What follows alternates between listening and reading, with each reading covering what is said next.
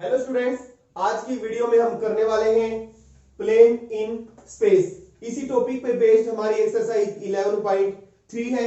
Plane का मतलब आपको पता ही है, सरफेस विच इज फ्लैट। कोई भी सरफेस जो कि फ्लैट होता है वो क्या कहलाता है? प्लेन कहलाता है। फॉर एग्जांपल प्लेन पेपर, या ये जो हमारा व्हाइट बोर्ड है इसका जो सरफेस है कैसा है? फ्लैट है। तो ये भी हमारा प्लेन का ही एग्जांपल है। इस टॉपिक के अंदर जो टॉपिक हम डिस्कस करेंगे ये टॉपिक है। इन टॉपिक्स को हम वन बाय वन डिस्कस करेंगे, साथ ही साथ टॉपिक से रिलेटेड हम क्वेश्चंस भी करेंगे।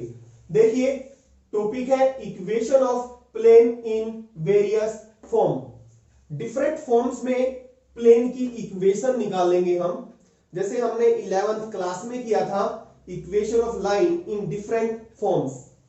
तो प्लेन की इक्वेशन फर्स्ट है हमारी equation of plane in normal form. Normal form के अंदर प्लेन की इक्वेशन क्या होगी बताएंगे हम, नॉर्मल फॉर्म क्या होती है। Second, equation of plane perpendicular to a given vector and passing through a given point. Plane की इक्वेशन जिसके ऊपर हमें एक परपेंडिकुलर गिवन है, यानी कि ये हो गया सपोज हमारा प्लेन, इसके ऊपर परपेंडिकुलर एक वेक्टर दिया हुआ है जो कि इसके ऊपर परपेंडिकुलर है and passing through a given point, और जो ये प्लेन है किसी गिवन पॉइंट से पास करता है तो उसकी इक्वेशन हम निकालेंगे। थर्ड है passing through three non collinear points. जो प्लेन है अगर तीन नॉन कोलिनियर का मतलब एक ही लाइन पे पॉइंट लाइन नहीं करते, तो तीन नॉन कोलिनियर पॉइंट से पास करते हुए प्लेन की इक्वेशन। फोर्थ है इंटरसेप्ट फॉर्म। इंटरसेप्ट फॉर्म में इक्वेशन प्लेन की क्या होगी? जैसे आपने 11th में किया था intercept form of equation of A line. Line की इक्वेशन, ये लाइन एक्स एक्सिस को अगर यहां से यहां पे कट करती है सपोज ए पे, तो ये कहलाता है एक्स इंटरसेप्ट, और यहां पे कट कर रही है वाई एक्सिस को, ये कहलाता है वाई इंटरसेप्ट। अगर ये ए है ये बी है, तो आपने किया था इस लाइन की इक्वेशन, सपोज ये लाइन एल है तो क्या थी? x by A plus Y by B equal to 1। Similarly यहां पे डिस्कस करेंगे equation of plane in intercept form. Fifth है plane passing through the intersection of two given planes. एक प्लेन की इक्वेशन अगर वो प्लेन दो गिवन प्लेन के इंटरसेक्शन से पास करता है। फर्दर हम इन 5 केसेस में हम इक्वेशन प्लेन की निकालेंगे। फर्दर हम डिस्कस करेंगे एंगल बिटवीन टू प्लेन्स। दो प्लेन्स के बीच में एंगल हम कैसे निकालेंगे। इसी प्लेन के अंदर ये टॉपिक होगा distance of a point from a plane. किसी भी प्लेन का angle between a line and a plane, plane और लाइन के बीच में angle. Distance between two parallel planes, दो पैरेलल प्लेन्स के बीच में डिस्टेंस कैसे निकालेंगे। देखिए लास्ट के जो हमारे दो कॉन्सेप्ट हैं इनसे रिलेटेड इस एक्सरसाइज में क्वेश्चन नहीं है, बट इससे रिलेटेड हमारे एक्स्ट्रा क्वेश्चन होंगे, और इससे रिलेटेड हमारा angle between plane and line example भी गिवन है, दिया हुआ है, और ये जो कॉन्सेप्ट है ये हमारा मिसलेनियस में, जो इस चैप्टर की मिसलेनियस है उसमें यूज होगा। देखिए इसका फर्स्ट टॉपिक डिस्कस करते हैं equation of plane in normal form. Plane की इक्वेशन निकालेंगे नॉर्मल फॉर्म में। नॉर्मल कहें या परपेंडिकुलर कहें एक ही बात होती है। नॉर्मल फॉर्म में कहने का मतलब है plane normal to a unit vector n cap, यानी कि जो प्लेन है वो यूनिट वेक्टर एन कैप के परपेंडिकुलर है। लाइक दिस, ये प्लेन है हमारे पास और ये हमारे पास परपेंडिकुलर है सपोज ओ एन, और इसके अलोंग है unit vector n cap. O N क्या है? परपेंडिकुलर, और जो एन कैप क्या है? इसी परपेंडिकुलर के अलोंग यूनिट वेक्टर, यानी कि ये प्लेन इस ओ एन पे परपेंडिकुलर है तो एन कैप बेबी भी क्या होगा? परपेंडिकुलर होगा। नॉर्मल फॉर्म का मतलब है normal to a unit vector n cap and at a distance d from the origin. जो हमने परपेंडिकुलर ड्रॉ किया है वो ओरिजिन से है और उसका डिस्टेंस डी है। ये जो नॉर्मल है या परपेंडिकुलर कहें, कहां से ड्रॉ है? ओरिजिन से। ओरिजिन से है और इसका डिस्टेंस कितना है, d है, यानी कि ON किसके इक्वल है, d के इक्वल है। ये है हमारी नॉर्मल फॉर्म। तो प्लेन की इक्वेशन नॉर्मल फॉर्म में होती है r vector dot n cap equal to d। देखिए इसकी डेरिवेशन करते हैं। हमने ओरिजिन से इसके ऊपर परपेंडिकुलर ड्रॉ किया ON, और इस ON का डिस्टेंस कितना है, d, और n जो यूनिट वेक्टर है इस परपेंडिकुलर के अलोंग है। सपोज हमने P कोई भी पॉइंट मान लिया प्लेन के ऊपर, एनी पॉइंट, इसको मैंने O को P से मिलाया, P पॉइंट का मैंने पोजीशन वेक्टर मान लिया R वेक्टर। देखिए इसकी डेरिवेशन, ON और NP, ON परपेंडिकुलर है इस प्लेन के ऊपर, इसका मतलब NP और ON आपस में क्या है, perpendicular. NP is perpendicular to ON vector, perpendicular है। अगर दो वेक्टर परपेंडिकुलर होते हैं तो उनका डॉट प्रोडक्ट 0 होता है। तो this implies NP vector dot ON vector is equal to 0। NP vector को फाइंड आउट करते हैं और ON वेक्टर को भी। देखिए by triangle of vector addition, ON vector और plus NP vector, ON plus NP vector is equal to OP vector.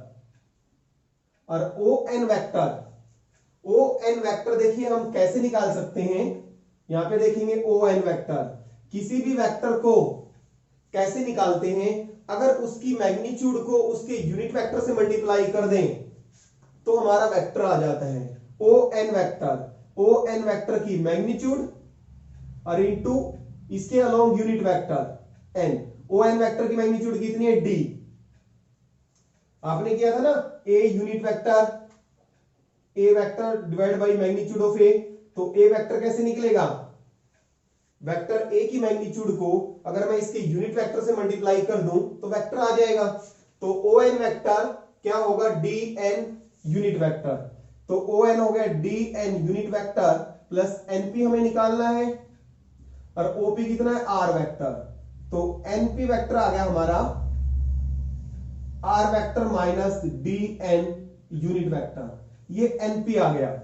ये value हम यहां पे पुट कर देंगे, NP vector R vector minus dn cap into dn cap is equal to 0। d तो constant है, अगर इधर लेके आएंगे 0 बाई d 0 ही हो जाएगा। R vector dot dn cap into n cap is equal to 0। d को हम क्या ले गए, इधर ले गए, 0 बाई d क्या होगा, 0 होगा। दिस इंप्लाइज, इसका इसके साथ डॉट लेंगे, minus d n dot n, फिर dn का n के साथ डॉट लिया, दिस इज इक्वल टू 0। आपको पता है किसी भी यूनिट वेक्टर का उसके खुद के साथ अगर डॉट प्रोडक्ट लेते हैं तो 1 आता है, minus d into 1 is equal to 0, since n cap into n cap is equal to 1। तो this implies R vector dot n cap is equal to d।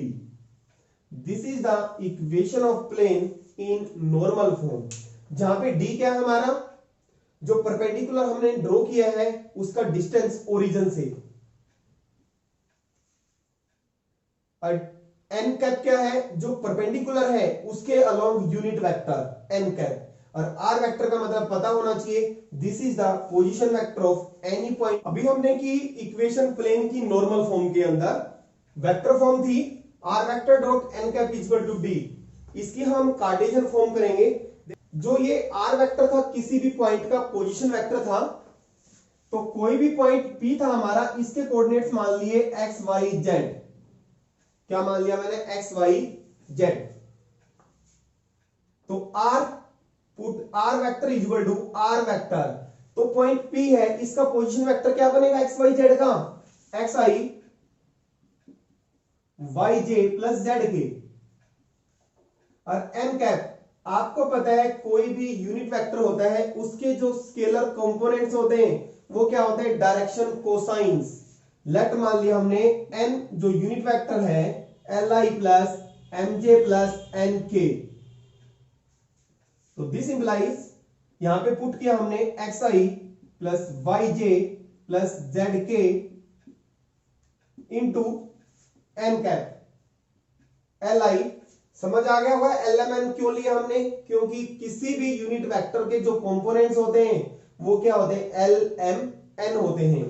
तो Li plus mj plus nk is equal to d, तो this implies lx plus my plus nk sorry nz, k का k के साथ लेंगे तो nz is equal to d। ये हमारी plane की इक्वेशन है नॉर्मल फॉर्म में, कार्टेशियन फॉर्म, जहां पे आपको पता होना चाहिए डी का मतलब क्या है कि जो परपेंडिकुलर हमने ड्रॉ किया है ओरिजिन से उसका डिस्टेंस, और एल एम एन क्या है, डायरेक्शन कोसाइंस, जो यूनिट वेक्टर है उसके क्या है, यानी कि जो हमने परपेंडिकुलर ड्रॉ किया है उसके डायरेक्शन कोसाइंस है। Equation of plane in normal form अभी हमने किया। वेक्टर फॉर्म में प्लेन की इक्वेशन ये होती है r vector dot n cap is equal to d, और कार्टेशियन फॉर्म में इक्वेशन होती है l x plus m y plus n z is equal to d. Next है equation of plane in general form. Topic हमने अभी हमारा first ही चल रहा है, equation of plane in general form. जो प्लेन की इक्वेशन होती है जनरल फॉर्म वो क्या होती है, देखिए r vector dot n vector is equal to d one. अब दोनों आपको सिमिलर लगेंगी, थोड़ा सा डिफरेंस है। डिफरेंस देखिए क्या है, वहां पे जो डी था हमारा, वो डी था हमारा जो परपेंडिकुलर ड्रॉ है ओरिजिन से उसका डिस्टेंस, और यहां पे d1 का मतलब है सिंपल कांस्टेंट। यहां पे n यूनिट वेक्टर जो हमारे पास नॉर्मल है, परपेंडिकुलर है प्लेन के ऊपर, n वेक्टर जो प्लेन के ऊपर हमने परपेंडिकुलर ड्रॉ किया था ON, वो ये n वेक्टर है, तो इसके अलोंग यूनिट वेक्टर, और यहां पे n वेक्टर का मतलब है प्लेन के ऊपर जो परपेंडिकुलर ड्रॉ किया है वो है ये। इसमें डिफरेंस है। ये जो इक्वेशन ये बोली जाती है equation of plane in general form, ठीक है। ये हमारा कांस्टेंट है, आप इसको d भी लिख सकते हैं। यहां d और इस d में फर्क है, अगर n वेक्टर होगा तो यहां पे d का मतलब सिंपल कांस्टेंट है, और n कैप के साथ अगर d होगा, ये जो d है हमारा इसका मतलब है परपेंडिकुलर का डिस्टेंस, यानी कि नॉर्मल का डिस्टेंस ओरिजिन से। अब ये वेक्टर फॉर्म है और इसकी कार्टेशियन फॉर्म ये होती है, देखिए कैसे, आर वेक्टर को हम पुट करेंगे xi plus yj plus zk, इसका पोजीशन वेक्टर तो यही बनेगा, प्लेन के ऊपर कोई भी पॉइंट होगा xi plus yj plus zk, n vector. वहां पे हमने n कैप को लिखा था li plus mj plus zk, यहां पे n वेक्टर को लिखेंगे क्योंकि आपको पता है कोई भी जो वेक्टर होता है उसके जो कंपोनेंट्स होते हैं वो डायरेक्शन रेशो होती हैं। वो क्या होती है, डायरेक्शन रेशो। तो n वेक्टर को हम ये लिखेंगे,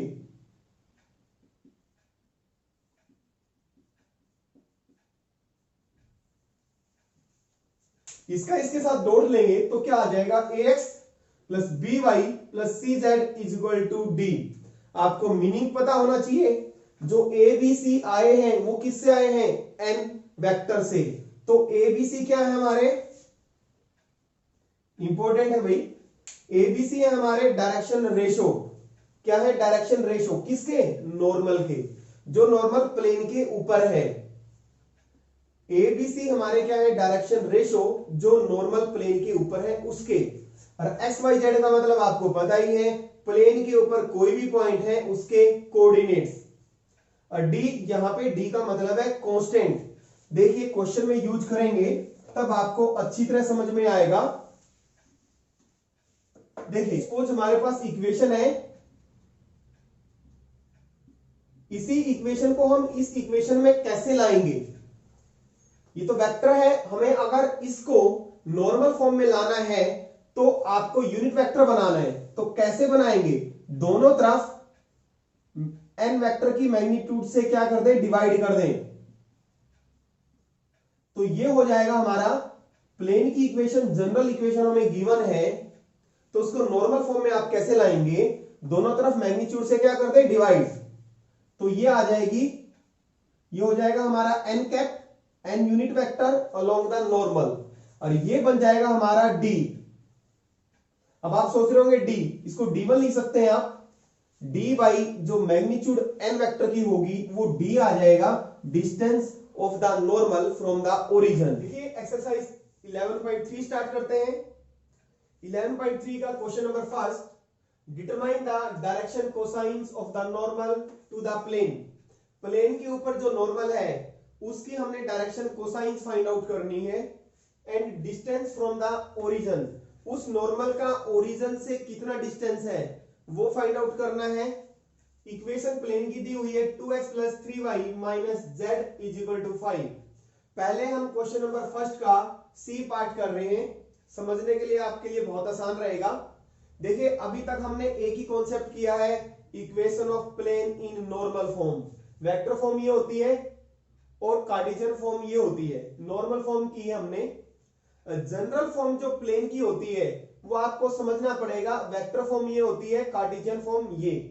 जनरल फॉर्म जब भी हमें इक्वेशन प्लेन की दी होगी वो जनरल फॉर्म दी होगी, कार्टेशियन में ये मिलेगी, वेक्टर में ये मिलेगी। तो ये प्लेन की इक्वेशन है, इसको इसके साथ कंपेयर करें, ax + by + cz = d।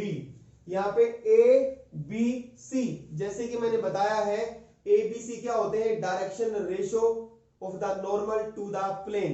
Direction ratio क्या है हमारे? यहाँ पे a कितना है 2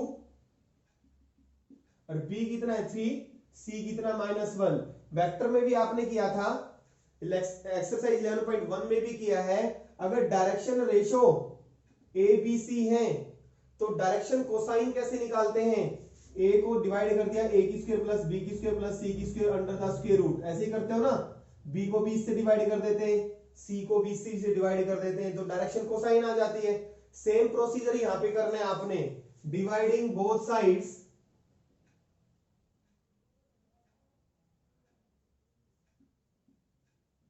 by a² + b² + c² under the square root से डिवाइड करेंगे, तो डायरेक्शन रेशो को इससे डिवाइड करेंगे तो क्या बन जाएगा? Direction cosine. अभी ये हमारी ए बी सी है, जनरल फॉर्म है प्लेन की, डायरेक्शन रेशो है, हमें डायरेक्शन कोसाइन लानी है। Dividing both sides by square root of 2² + 3² + -1²। तो ये आ गया 13 + 1 14, तो ये हो जाएगा हमारा 2/√14 x + 3/√14 y - 1/√14 z = 5/√14। अब देखिए पहली थी ये डायरेक्शन रेशो 2 3 -1, ये पता होना चाहिए। यहां पे हमारा ए बी सी क्या है? वो कहलाती है डायरेक्शन रेशो नॉर्मल की। ये डायरेक्शन कोसाइंस आ गई, ये बन गया। इसको कंपेयर करें, कंपेयरिंग विद टाइप हो गई हमारी lx + my + nz = d। ये हमारी नॉर्मल फॉर्म में आ गई, कार्टेशियन फॉर्म में। पहले हमारी जनरल फॉर्म में थी, जब भी हमें इक्वेशन दी होगी प्लेन की वो जनरल फॉर्म होगी। जनरल फॉर्म थी, हमें नॉर्मल फॉर्म में ले आए, तभी तो हमें पता लगेगा lmn। तो l यहां पे क्या है? 2/√14, m कितना है? 3/√14, n है -1/√14। ये आ गई हमारी डायरेक्शन कोसाइंस। और d जो होता है इस फॉर्म में नहीं, जनरल फॉर्म में d का मतलब डिस्टेंस ओरिजिन से नहीं होता। इस फॉर्म में जो d का मतलब है distance of the normal from the origin. d कितना हमारा? 5/√14। यही हमें निकालना था। डायरेक्शन कोसाइंस निकालनी थी नॉर्मल की जो प्लेन के ऊपर है, और डिस्टेंस निकालना था हमने नॉर्मल का ओरिजिन से। क्वेश्चन नंबर फर्स्ट का ए पार्ट, z = 2, इक्वेशन दी हुई है प्लेन की, z = 2, डायरेक्शन कोसाइंस निकालनी है नॉर्मल की। देखिए हमें सोचना है, हमें देखना है कि कौन सी सिचुएशन में कौन सा कॉन्सेप्ट यूज होगा। यहां पे डायरेक्शन कोसाइंस निकालने हैं नॉर्मल के, और ओरिजिन से परपेंडिकुलर का डिस्टेंस निकालना है, तो एक ही इक्वेशन है नॉर्मल फॉर्म। नॉर्मल फॉर्म में ये नॉर्मल फॉर्म होती है, इसमें डायरेक्शन कोसाइंस भी होते हैं नॉर्मल के, और जो डी होता है वो ओरिजिन से डिस्टेंस होता है। जब कभी भी ओरिजिन से आपको डिस्टेंस निकालना है प्लेन का, डायरेक्शन कोसाइंस भी निकालने हैं, तो ये आपको यूज करनी है फॉर्म, नॉर्मल फॉर्म। तो z इज इक्वल टू 0, आप इसको ऐसे लिख सकते हैं 0 into x plus 0 into y, और z है ही आपका दिस इज इक्वल टू 2, क्योंकि यहां पे हमें ए बी सी भी तो चाहिए है। A b c direction ratio होती है नॉर्मल की, तो यहां पे डायरेक्शन रेशो नॉर्मल की क्या है 0 0 1, तो dividing both sides by square root of 0 square plus 0 square plus 1 की स्क्वायर, यानी कि 1 ही आ गया। तो दोनों साइड हम 1 से डिवाइड करेंगे, तो 0 बाई 1 0 ही रहेगा, इसको भी 1 से डिवाइड, इसको भी 1 से डिवाइड, इसको भी 1 से डिवाइड, यानी कि एज इट इज ही आ जाएगा, कोई फर्क नहीं पड़ेगा। तो ये हमारी नॉर्मल फॉर्म में चेंज हो गई, lx plus my plus nz is equal to d। Direction cosines क्या हो गए, l के यहाँ पे 0, n कितना है 0 और n कितना 1 और d कितना हमारा 2, distance of the normal from the origin. d part 5y plus b is equal to 0, it can be written as 5y is equal to 8। Minus का 8 किस लिए नहीं लिया, आप माइनस का 8 लिख सकते हैं आप, क्योंकि जब हम दोनों साइड डिवाइड करेंगे तो राइट हैंड साइड माइनस में आएगी, वो डिस्टेंस को रिप्रेजेंट करेंगी और डिस्टेंस कभी भी नेगेटिव नहीं होता, इसलिए हमने माइनस नहीं लगाया यहां पे। तो इसको भी लिख सकते हैं 0 इंटू एक्स प्लस 5y है 0 into z equal to 8, dividing both sides by x का जो कोफिशिएंट है a b c, a की स्क्वायर प्लस b की स्क्वायर प्लस c की square under the square root, यानी कि 5 आ गया। डिवाइड करेंगे 0 बाई 5, 5 बाई 5, 0 बाई 5, 8 बाई 5, तो ये हो गया 0 बाई 5 0, 5 बाई 5 1, 0 बाई 5 0, 8 बाई 5। तो ये किस टाइप की आ गई इक्वेशन हमारी, lx plus my plus nz, normal form में आ गई हमारी इक्वेशन प्लेन की 8 बाई 5। देखिए अगर माइनस लगा रहता तो ये हमारा जो d है, यहां पे सॉरी d, तो d कितना होता माइनस 8 बाई 5, तो माइनस को हटा देते हैं हम, क्योंकि डिस्टेंस नेगेटिव नहीं होता। तो d यहां पे माइनस इसलिए नहीं लगाया हमने, क्योंकि यहां पे फिर माइनस आएगा, फिर आपको माइनस को इग्नोर करना पड़ेगा। तो l हमारा 0, m 1, n 0, तो डायरेक्शन कोसाइंस आ गई 0 1 0 और d आ गया हमारा 8 by 5। Question number second, find the vector equation of a plane. Plane की वेक्टर इक्वेशन फाइंड आउट करनी है which is at a distance of 7 units from the origin, जिसका origin से डिस्टेंस कितना है 7 unit, and normal to the vector, और normal vector दिया हुआ है। देखिए यहां पे हमें सिचुएशन को समझना है कि जो प्लेन का डिस्टेंस है कितना है ओरिजिन से 7 यूनिट्स, यानी कि जो उसके ऊपर नॉर्मल है प्लेन के ऊपर उसका डिस्टेंस 7 यूनिट है, d7 है हमें, and normal to the vector, और जो नॉर्मल दिया हुआ है प्लेन के ऊपर वो दिया हुआ है।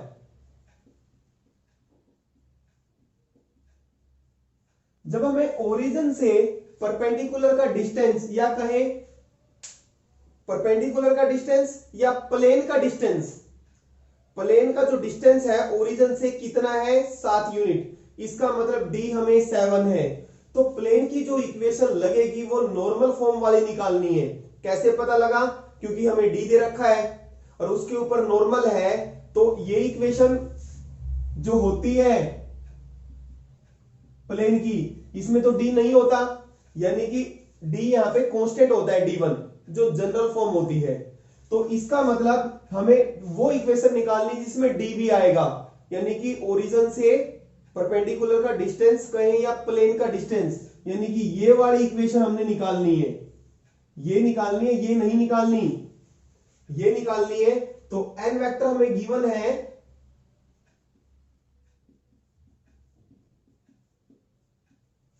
और हमें n यूनिट वेक्टर निकालना है, तो इसकी मैग्नीट्यूड से डिवाइड करेंगे n वेक्टर को, इसकी मैग्नीट्यूड से क्या करेंगे, divide.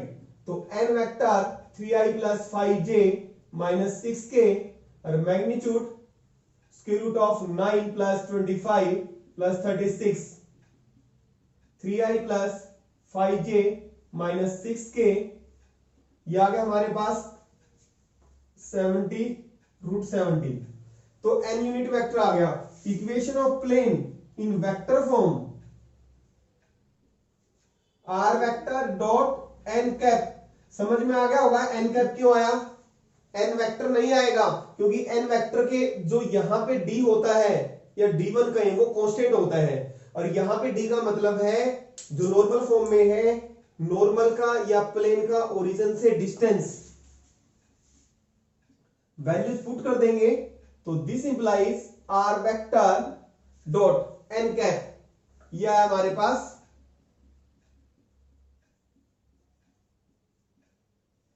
Divide by root 70 is equal to d. D कितना है हमारे पास 7। This is the answer.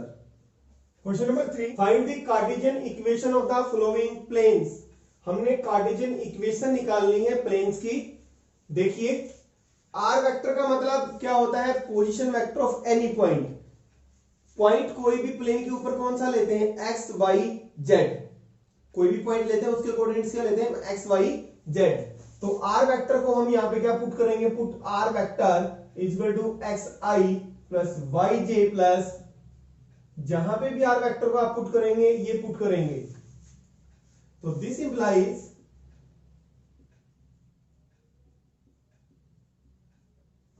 इसका इसके साथ डॉट,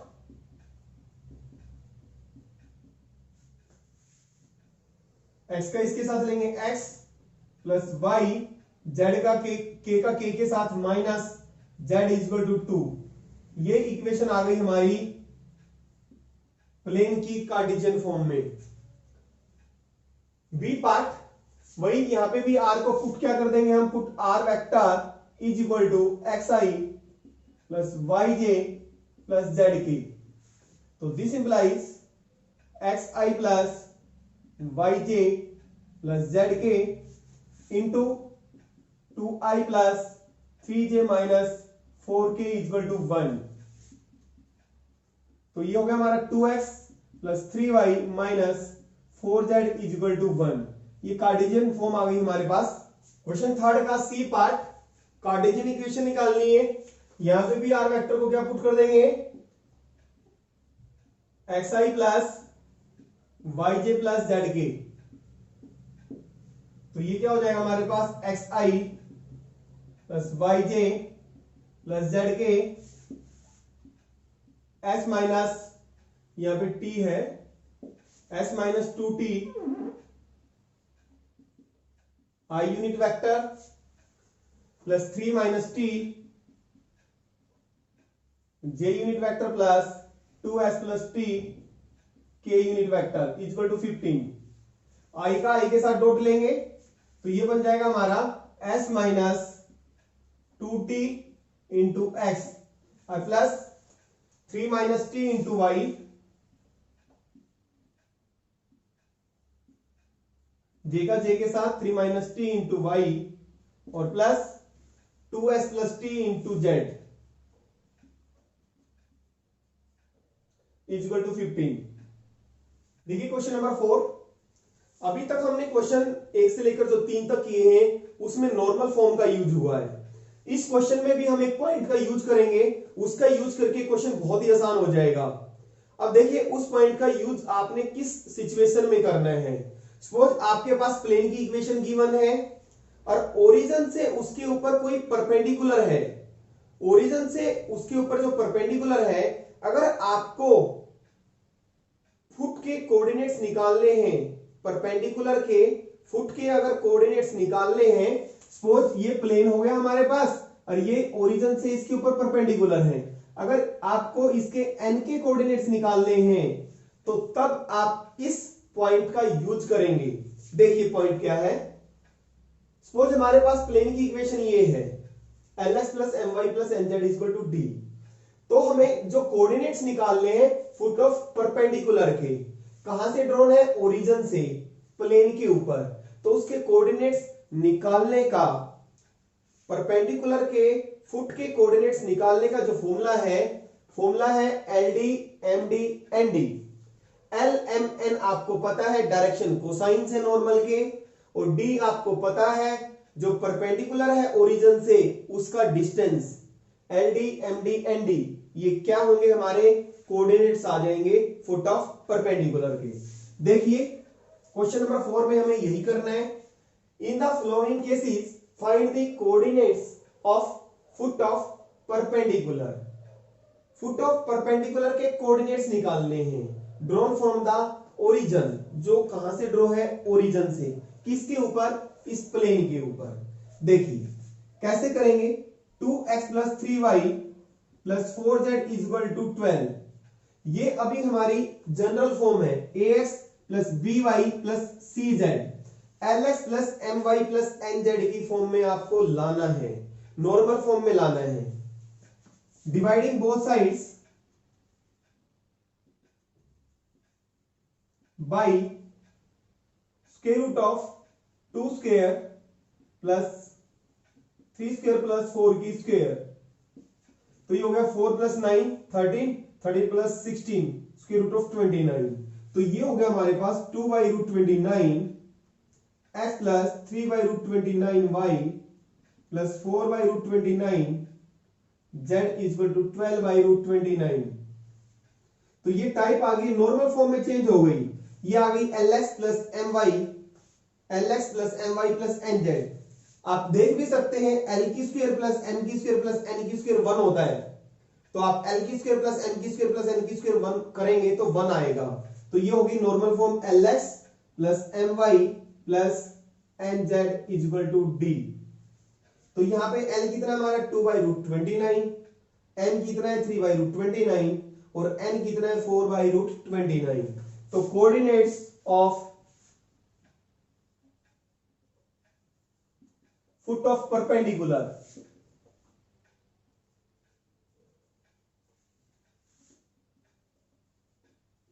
क्या होते हैं, एल डी एम डी और एन डी। एल कितना है हमारा 2/√29 और डी कितना है हमारा 12/√29।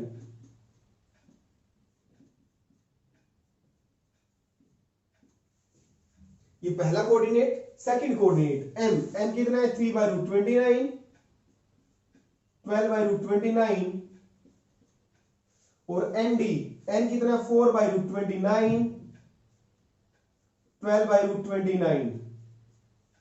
ये हमारे कोऑर्डिनेट्स आ जाएंगे फुट ऑफ परपेंडिकुलर के। This implies 12 × 24/29, 12 × 36/29, 12 × 48/29। क्वेश्चन नंबर 4 का b part, find the coordinates of foot of perpendicular drawn from the origin. Origin से जो परपेंडिकुलर ड्रॉ है उसके आपने फुट के कोऑर्डिनेट्स निकालने हैं। देखिए 3y + 4z - 6 = 0, you can write 0 × x + 3y + 4z = 6। Same question है जो हमने अभी किया था part a. Dividing both sides by 0² + 3² + 4 की square under the square root, ये हो जाएगा 9, 16 9 25 का स्क्वायर रूट कितना आ जाएगा 5। तो डिवाइड करेंगे 0/5 x + 3/5 y + 4/5 z = 6/5। तो ये आ गई हमारी नॉर्मल फॉर्म में lx + my + nz। तो ये होगा lx + my + nz = d। l है यहां पे हमारा 0 और m है हमारा 3/5 और n है हमारा 4/5 और d कितना हमारा 6/5। Coordinates of foot of perpendicular निकालने का फॉर्मूला क्या था, coordinates of foot of perpendicular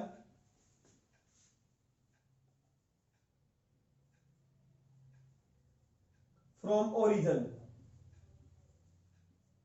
क्या था, LD, MD और ND। तो L को D से मल्टीप्लाई करेंगे तो 0 हो जाएगा, दिस इंप्लाई 0। और MD 6 3 जा 18, 18/25 और ND 4/5 को इससे मल्टीप्लाई किया 24/25।